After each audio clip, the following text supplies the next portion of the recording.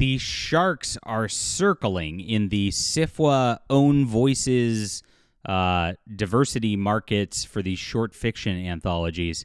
It's so hard to explain how cringy this whole science fiction and fantasy mainstream publishing culture is, but I'm going to do my best for you guys to paint a picture of what it's like and why we do our own independent thing, because there's no way to exist in this sort of realm.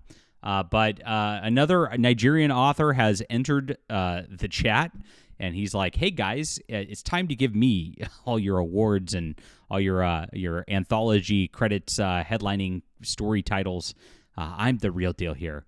And he's attacking the guy from yesterday, which we covered, which I think is the funniest story of YouTube this entire year. Go watch that if you haven't. We'll summarize it real quick. Wild stuff. So this guy slams Ogen Chauvi Donald Ekpeki, who was the big diversity push from science fiction and fantasy, and trying to get his own stuff out there. Let's get into the news. Please hit the like and subscribe button. Join us here as we talk about all things science fiction and fantasy, my friends. And this is my Fandom Pulse, where I write up the articles of the day in the morning. You can check this out and subscribe on there, which is in the description below. I'm also a science fiction writer myself. I've been blacklisted from the industry for a long time. And despite that, we've come out with 20 best-selling books and more than 12 graphic novels. We're making a lot more than anybody in these short fiction spaces, I can tell you. I was trying to explain to my wife what was going on with these sci-fi things because it's such a niche topic. And I was like, okay, so these guys, they get into these circuits. There's these, short fiction magazines, and they pay, 8 cents a word. And they end up making, $300 a story as they sell them, right? And then they shop them for months. They edit them. They critique them. And they spend all their time on these little short stories that really are only going to make $300. And once you even get to the peak of it, you're really only selling, 5 or 6 of these a year at most. So, the max income these people can make is, $2K, right? And then they pretend like they're these really storied authors who are the real professionals in science fiction. I'm a SFWA member and board member. That's my writing organization. And they go around to conventions and try to get these conventions to fly them out to speak. And then they speak about just how they're diverse and inclusive and how they're oppressed. And it's like an oppression Olympics sort of thing. It's a whole clout system.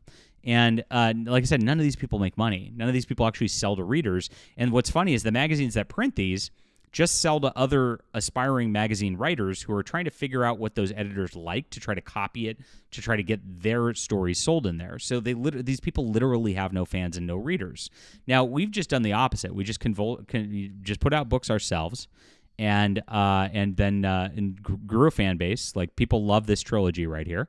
Which is the Arroz War, and it's just because it's fun. And so when I come out with a book, it does much better. And I've got actual readers who are not just a big author circuit clout who just buys the thing and doesn't even read it. And so we are winning in science fiction. Our influence in science fiction is so much bigger than any of these people, and they like to pretend that we don't exist. It's so funny. And so, guys, this is a 3-book series, a trilogy. And it's a space opera. It really builds up. You'll love it, especially if you read the entire trilogy. People who see how it builds up and ends and how it pays off. I get wonderful messages from you guys. So check this out. It's in the description below, ebook, print, and audio. And I was just describing kind of the SFWA market over my book here. So I hope you watch that if you're new and you kind of wanted to get the lay of the land of science fiction here. Yes, thank you so much for supporting and reading. You guys are the best. So when they sell these stories, SFWA requires you to sell 3 stories to become a, quote, professional and join as a full member. And that's how you get into these sort of things. And of course, yesterday, one of their board members, this guy got propped up. He was winning World Fantasy Awards, Hugo Awards. He was raising GoFundMes to move out and go and actually fly out to these things. He did $15,000 of GoFundMes, total grift mode, right? And didn't cultivate any readerships. Turns out he was a liar. Didn't even write his stories. He submitted a Black Voices story. They have these anthology books that are Black Voices. Because stunning and brave. And it was actually written by a white woman, ironically, and then they published it in their thing for Black Voices. So funny. So now that it's chic to attack him, all these short story writers are coming after the guy, saying, "Oh, he was such a manipulator and a liar. I'm a victim too," to try to get some clout. And it's just such a small circle of clout. I mean, there's a handful of editors, there's a couple hundred writers, and then that's it. That's the entire circuit, and they pretend like they're important to culture. And some people buy it. I mean, they do. They get written up in different magazines and newspapers and things like that, all because of their diversity crap, pretending to, it's all political. And so this Nigerian author came out to attack this guy as well, trying to get in on this and trying to slide up in there, just being like, "Hey guys, I'm the Nigerian guy you want." And so it's really funny, and he goes way oppression Olympics with his post here when he talks about this. So the white lady, here's her report on what went on with this guy. And notice, this is just unethical behavior, bad faith. She just talks about what happened with the guy. She's not out there shilling her book off of this or anything like that. But look at how this clout goblin does this. Dare Faolo. And totally trying to just like make his mark in the industry by being oppressed. And you can see this here. As a Nigerian writer of speculative fiction and a recipient, listen to this, of the ODE Organized Emeka Walter Dinjos Memorial Award for Disability in Speculative Fiction, I feel obligated to say something about what has been brought to the surface about Ekpeke's behavior. So let's unpack this at the very beginning, because it becomes a thread, of course, because these people are all cringe. But one, as a Nigerian writer, so I'm black, yeah, everybody, thank you. Oppressed, yes, definitely. And then he's got an award for disability in I'm disabled, everybody. Please clap. Please follow me. Please buy my stories, because I'm black and disabled. I'm even better at. It's insane, but this is what these people do. This is how they gain their clout in these systems. And he feels obligated. Nobody, like, you've got 100 followers on Blue Sky. Nobody cares. You're not obligated. These awards are just circle jerks. It's garbage, and it's very obvious what he's doing here. Like I said, a total clout goblin. So I am not too surprised by the accusations coming first. When I first met him to collect my contributors' copies of Africa Risen, that's right, Wakanda Forever, everybody, Ekpeke had a tantrum. He got verbally caustic with me. Verbally caustic. Well, that's nice. Over my support for Nuzo Ono's campaign to give writers and anthologies shared credits for awards won by editors. And so this guy, Ekpeke, I guess, was an editor of this Africa thing, and he got some award for it, right? And of course, all the writers who actually wrote the stories want a piece of that award, which they don't get when it's a magazine or an anthology or whatever. Just the editor gets the award. And so he's mad about that, because it should be my clout too. You clout goblin on clout goblin action. I love that word, and that's why I keep saying it.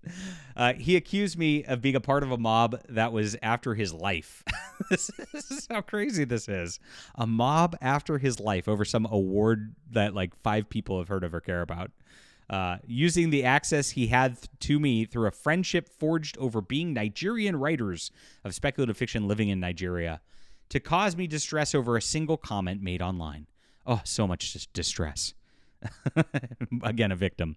That event created a permanent rift between us as acquaintances, winning an award organized by the same Ekpeke. So not only did this guy get mad and like because of like some thing, I guess, had a back and forth on Twitter or whatever, Blue Sky maybe, Ekpeke still gave this guy an award. So like I said, it is a complete circle jerk of just the same people struggling for the same clout. And this guy's now throwing him under the bus, the guy who gave him an award. This is so funny. Ekpeke has felt very strange. I wasn't ready to identify as disabled when the request for a story of mine came in.